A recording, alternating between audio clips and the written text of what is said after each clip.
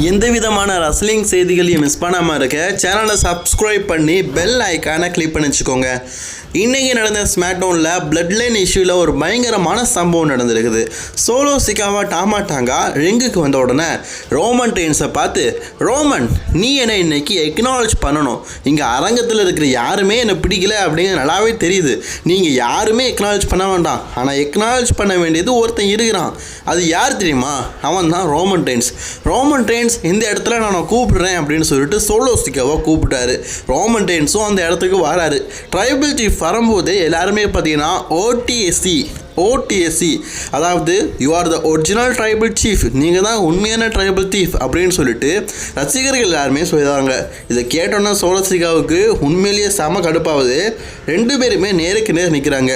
நேருக்கு நேர் நின்று சோலோ சிக்காவை ஒரே ஒருத்துக்கு கேட்காரு, இந்த மாலை உனக்கு வேணுமா, சண்டை போட்டு எடுத்துக்கோடான்னு.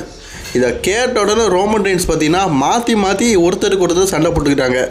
இதில் சோலோ சிக்காவுக்கு ஹெல்ப் பண்ணதுக்கு டாமா டாங்கா இருக்கிறாரு. பட் இருந்தாலும் ரோமன் ரெயின்ஸ் ரெண்டு பேரையுமே தாங்கி பயங்கரமாக அட்டாக் பண்ணுறாரு. டாமா டாங்காவெல்லாம் ஓரம் கட்டி டாங்காவில் வாங்கிட்டாரு. அதே மாதிரி சோலோ சிக்காவை பார்த்தீங்கன்னா பொட்டெல்லாம் கட்டிட்டாரு. சோலோ சிக்காவா சமோன் ஸ்பைக் போடும்போது அவருக்கு சூப்பர்மேன் பஞ்சை போட்டார். கீழே ரெண்டு பேருமே தள்ளி விட்டு ரெண்டு பேரையுமே பார்த்தீங்கன்னா டிஸ்ட்ராய் பண்ணிட்டாரு. இப்போ ஸ்டேஜில் பார்த்தீங்கன்னா சோலோ சிக்காவா இருக்கார். சோலோ சிக்காவுக்கு ஒரு பயங்கரமான ஒரு ஸ்பியரையும் போட்டுட்டாரு. சோலோ சிக்காவா கதை அவ்வளோதான். இப்போ அவருக்கு தேவை ட்ரைபிள் சீஃப் மாலை. அந்த மாலை சும்மா தானே கிடக்குது, அப்படியே எடுத்து ரசிகர்கள் முன்னாடி காட்டுறாரு. ஃபேன்ஸ் எல்லாம் பார்த்தீங்கன்னா ட்ரைபிள் சீஃப் அப்படிங்கிற மாதிரி சொல்லிட்டு இருக்கிறாங்க. அப்படியே மாலையை தூக்கி போடுறாரு.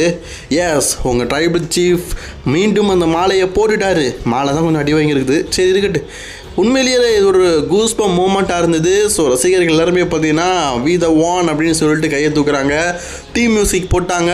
ஸோ இதோட இன்றைக்கி ஸ்மாக்டவுன் முடிஞ்சிருச்சு. நம்ம ட்ரைபிள் சீஃப் பார்த்தீங்கன்னா மீண்டும் மாலையை போட்டுட்டாரு.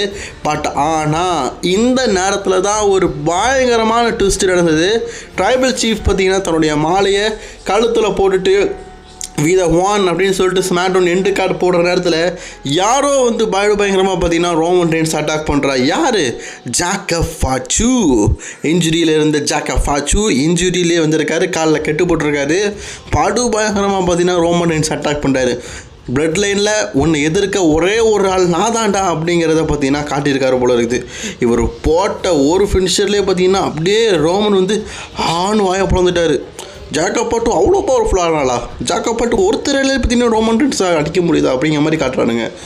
எஸ், ஜாக்கப்பாட்டு பார்த்தீங்கன்னா ஒரு வூல்ஃப். அந்த வூல்ஃப் கிட்ட ரோமன் ரெயின்ஸ் மாட்டிக்கிட்டு படாத பாடுபடுறாரு. கமெண்ட்ரி செஷன் டேபிள் கிட்ட போகிறாரு. இப்போ இதை பார்த்தோன்னே சோலோ சிக்காவா டாமா டாங்காக்கு சந்தோஷம் தாங்க முடியல.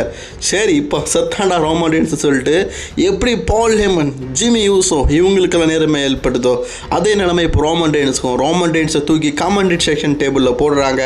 ரோமன் ரெயின்ஸ் ஐயோ பாவம் பரிதாபமாக இருக்குது. ஸோ அந்த ஆள் இப்போ தான் வந்தார். அதுக்குள்ளே பார்த்தீங்கன்னா இப்படி கமெண்ட் செஷனில் போட்டு ஒரு பயங்கரமான தாக்குதல் ஏற்படுத்தியிருக்கிறாங்க. ஸோ ஒரு டிஸ்ட்ராக்ஷனை பார்த்தீங்கன்னா பிளட் லைன் உருவாக்கியிருக்கிறாங்க.